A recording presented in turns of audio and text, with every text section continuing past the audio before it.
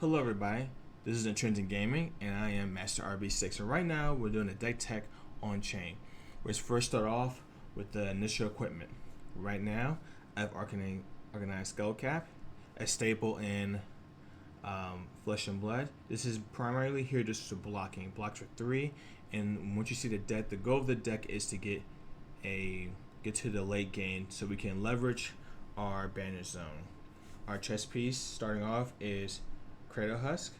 The reason for this is blocking for 6 allows us to do a big block to try to deny our opponent some of the on-hit effects. Grasshoppers Dark Knight, another staple. This card right here allows you to make Rune Chance, still blocking for 3 overall. Great card. Snap Dragon and Scalers. Again, really good card right here. This card is designed to enable us to help us keep going wide. In this deck, our goal is to attack two or three times in one turn. So now let's talk about the Rune Chant or the non-rune equipment.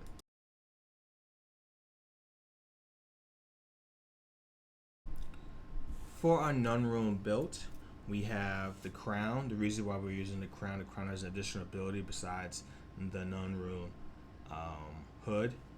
It allows us to pit a target non-action card and a target action card that are both Rune Blade from the graveyard on top of the deck. This does help us out and when we're getting low and late into the game.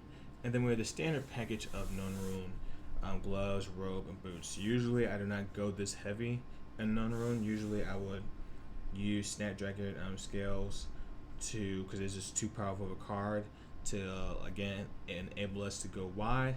But right now we're still testing the deck out and still filling out the equipment slots. Now we're going to go into the weapons and the extra pieces of equipment.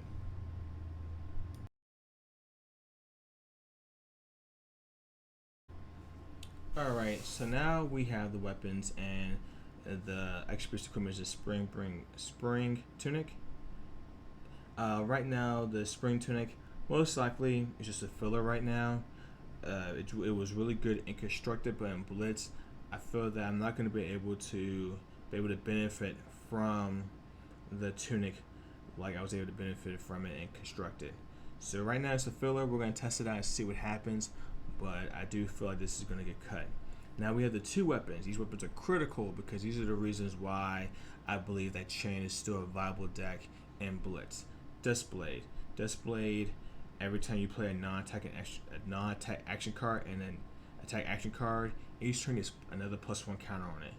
This is critical because as we get to late game, yes, we start swinging off at 2, 3, then 4, 5, 6. The weapon constantly gets bigger and bigger and bigger, and it's not that hard for this weapon to get that big. So, but you do have to play a non-attack action card and an attack action card every turn to get it there.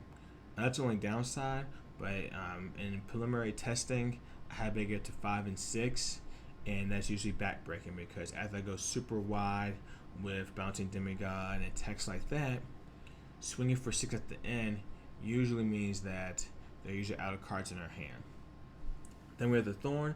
The Thorn doesn't have the ability to build up like the Dust Blade getting +1/+1 counters on it, but the Thorn is really good, as we probably see in some of the callings. Swinging with this weapon, it can do 2 arcane damage and 2 physical damage. Again, you're attacking your opponent's hand.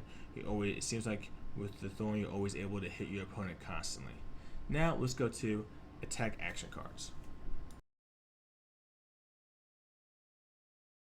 Alright, for right now we're going over our red attacks.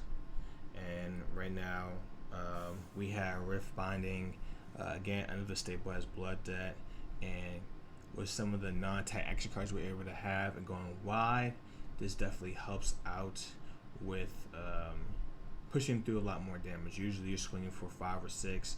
No, I'll say about 4 or 5. With this card, it's only 1 resource though, so again putting a lot of pressure on your opponent trying to chip away at them. On Hollow Rites, love this card. The ability to start putting more cards at the bottom of your deck, because again, the game does go super long, but you want to go long. There's like a sweet spot with this deck. You know, if you go super long, then you start running out of cards. You start fatiguing yourself. And if you go, so this right here is a good card to get those cards back. Meet and Greet, a great card in this deck because again we are still doing arcane damage, and with arcane damage, this right here gives Meet and Greet Go Again, and if it hits, mix in a rune chant and keep the cycle of hitting our opponent with arcane damage and physical damage. Ghostly Visit is overall a strong card. One resource swinging for 4. Bouncing Demigod is either swinging for 3 or 4. Again, great card. Cost 0, which helps us out a lot. And the best attack in this deck is Soul Reaping. This is a chain legendary specialization. There's just so many plays where I'm able to play this, pitch 2 cards with Blood Denim, making 2 resources, not able to swing with those 2 cards, giving some of my stuff Go Again. Overall, great card. Now let's go over the blue and yellow pitches.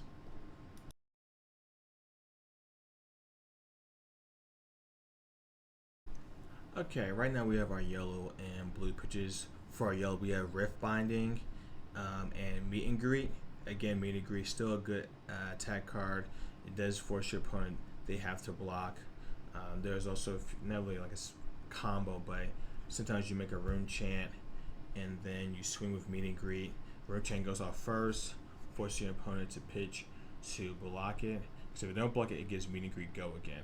So really good, still doing 3 damage. Meet and Greet blue is primarily there for the resources because it's a blue pitch, but again, we're trying to go super wide, it still helps out. Bounty Demigod, this is kind of like my filler. I'm still deciding if I'm gonna keep this in or not. I do feel like I need all the blues I have right now. I need to have them. This is not really good for attacking. This is mainly for pitch and blocking. Shadow Urza, love this card. Cost 0, it is only swinging for 2, but again, it helps get allows the deck to go really wide. I have turns when pitching Shadow Urza into a red Bouncy Demigod, then play an attack action as Go Again, then able to pump, then able to play that Blood Dead card from my Bandage Zone. Again, this able to go really wide. Vexing Malice is super annoying, does do 2 arcane damage if I swing with it, but mainly this is for pitching and blocking, and the same with blue on Hollow Rites. Now we're going to get into the instances and also Runeblade actions.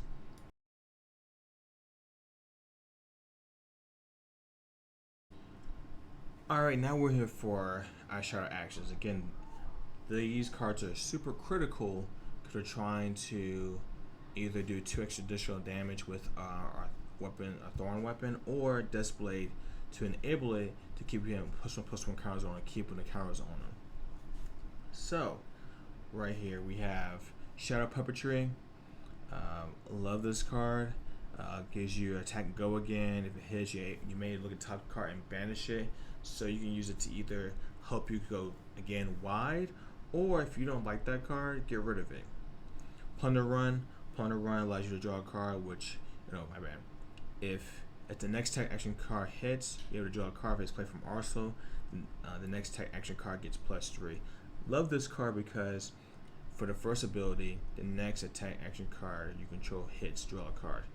Again, we're going super wide, so your opponents want you to draw a card. They have to basically block all out.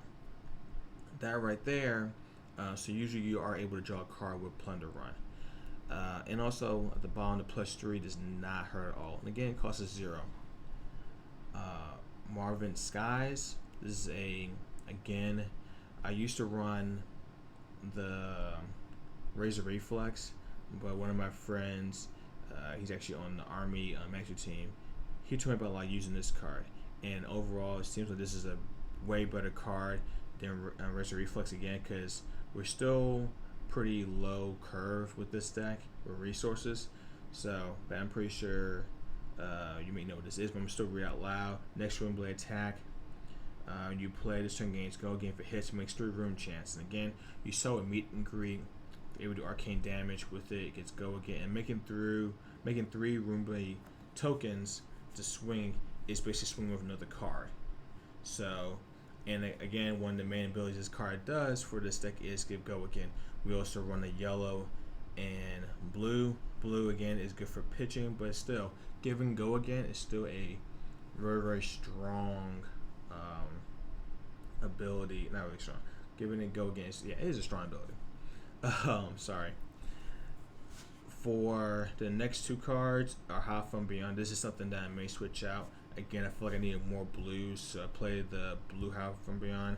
It only gets +1, but this right here, besides the Soul Reaper, this is these are the two most expensive cards in the deck, cost wise. I did like the yellow because it's like a good sweet spot of resources, and it is still +2 on the attack.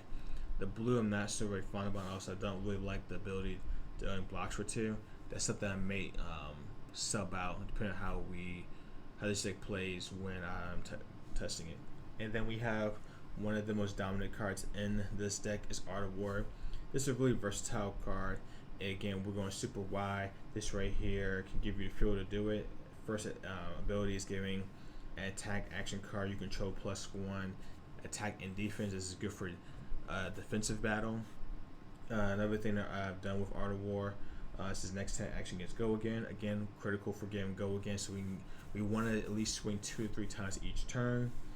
And to end a turn, you may defend with an attack action card from your arsenal. Again, this card can allow us to get to the late game where we're able to take over and leverage our Banner Zone. And the number one ability, it seems like everybody uses with this card, is you may banish an attack action card from your hand. If you do, draw 2 cards. I've used that ability at the end of some people's turns, just so I'm able to draw a lot and put more cards in the Banner Zone to go super wide. Again, that is the deck tech. Please let me know what you think. We are going to do some more videos of playtesting against various decks to see how this deck list holds up. Again, I am Master RB6, and I'm doing this with Intrinsic Gaming. You take care now.